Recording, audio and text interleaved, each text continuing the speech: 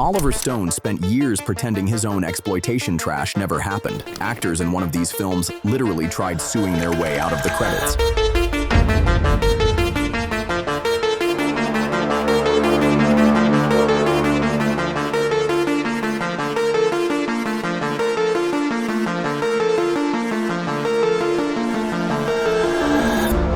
John Waters proudly labeled his film cinematic terrorism, while Tarantino admitted there's one exploitation flick that even he was scared to watch. Forget bans. These 70s films were so wild, the people behind them tried to erase all the evidence.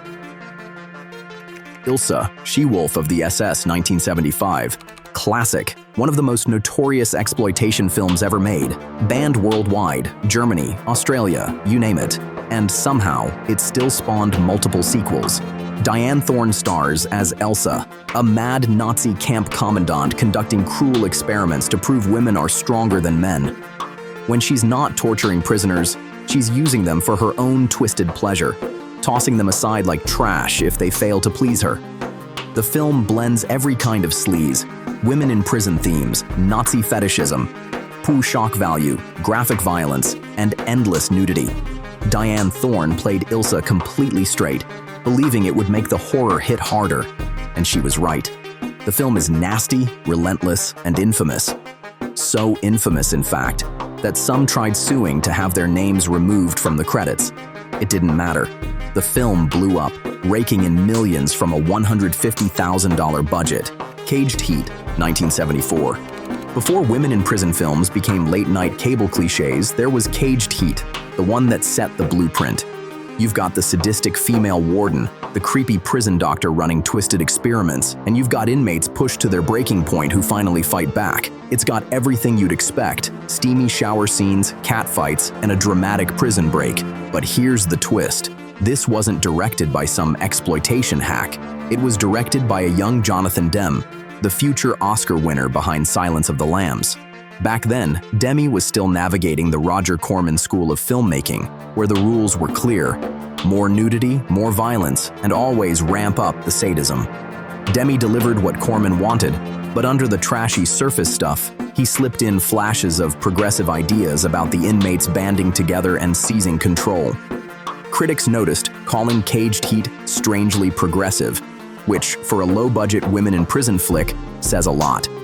The movie launched Demme's career, pulled him out of the gutter, and eventually pushed him all the way into Hollywood's big leagues. Pink Flamingos, 1972. Pink Flamingos isn't just infamous. It's a full-blown act of cinematic terrorism, and that's not an exaggeration. That's literally how John Waters portrayed it. Shot on borrowed 16mm cameras with a budget of about $10,000 and his friends as the cast, Waters set out to create one of the most disgusting movies ever made. The story follows Divine, a Baltimore criminal and full-time queen of filth, as she battles a rival couple desperate to steal her title as the filthiest person alive. It's gross, subversive, and downright trashy. Real animal abuse, total public indecency, and of course, the infamous dog crap scene. It was released with an X rating, later an NC-17, and somehow ended up in the Criterion Collection, banned in various countries and censored in others. Don't start your John Waters journey here unless you're already seasoned. For the uninitiated, maybe ease in with Crybaby first. Sugar Cookies, 1973. This one hit hard with an X rating, and you can totally see where Tarantino borrowed some of his tricks from. The setup is sleazy even by 70s standards. An up-and-coming actress is murdered during a twisted erotic game cooked up by a sleazy exploitation filmmaker. She also happens to be the lover of another producer, and that woman plots revenge by grooming a new actress to use as bait against the guy who killed her lover. An early sexploitation flick co-written by a young, desperate Oliver Stone, back when he was clawing his way into the industry any way he could. He even produced it, though years later, once he got famous, he refused to even acknowledge this movie existed. Directed by Theodore Gerson, a theater guy eager to make his mark by ripping off Vertigo, but turning it into a sleazy mix of lesbian models, murder plots, and endless nudity. Once Stone's career took off, Sugar Cookies faded into a lost cult classic. Hollywood Boulevard, 1976. This one's a bit different from the rest. It's still exploitation, but with a lot more fun. Produced by Roger Corman and directed by Joe Dante in his debut, Hollywood Boulevard is basically a meta-love letter to B-movie schlock filmmaking. The story follows a young woman who comes to Hollywood chasing stardom, only to land a job at the most hopeless, accident-prone, low-budget movie studio you could ever imagine. We're talking deadly set accidents, lost actors, lost crew, just pure chaos. Roger Corman threw down a dauntless task to Dante and Alan Arush. Make a movie in 10 days using whatever scraps they could find from New World Pictures' archive. They filmed it for under $60,000, reused explosions, repurposed sets, and packed it with cameos from Corman regulars. It's total madness. But somehow, it all clicks, and it paid off. Hollywood Boulevard helped cement Dante's reputation, launching him straight into bigger projects like Piranha and Gremlins. The Arena, 1974. This one's a hidden gem that doesn't get nearly enough attention. The Arena stars Pam Grier, but it's not one of her typical blaxploitation hits. Instead, it throws her totally into ancient Rome, right in the middle of the gladiator games. The story follows two house slaves, one black, one white, forced to fight to the death for the entertainment of Roman crowds. What the Romans didn't count on was these women becoming so popular they sparked a full-blown rebellion. It's pure exploitation, no doubt. Plenty of skin, plenty of brutality.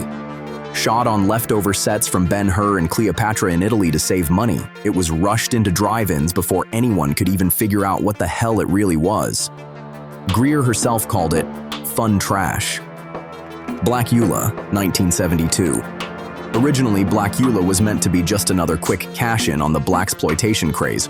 Throw something together, make a few bucks, and move on. But William Marshall had other plans. He was determined to make the character real, dignified, tragic. He didn't want a clown, he wanted a prince, and that choice is what saved the movie.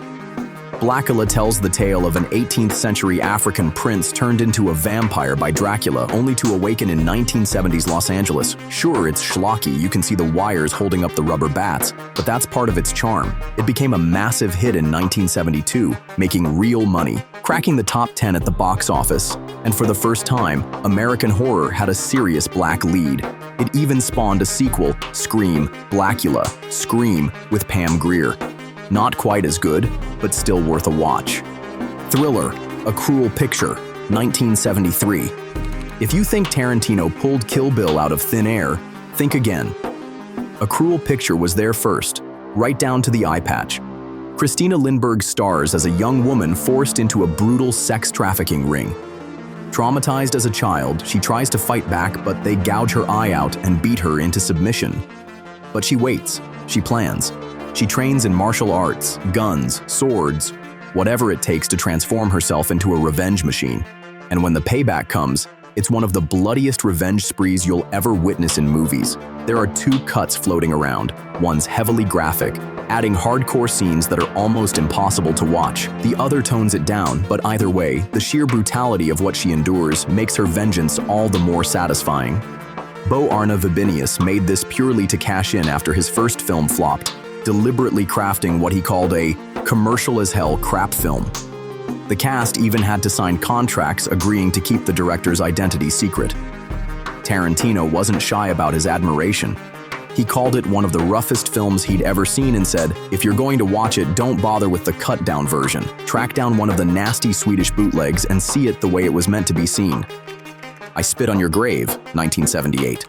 Without I Spit on Your Grave, this film earned its infamy for a reason. Originally titled Day of the Woman, it tells the story of a young writer, played by Camille Keaton, who's attacked, humiliated, and left for dead by a gang of men. She survives, and what follows is her brutal, step-by-step revenge. Director Miyazaki claimed he made the film after helping a real-life assault victim, and it's clear he wasn't trying to make it easy for anyone to watch. It's ugly, rough, vicious, and every frame screams 1970s grindhouse.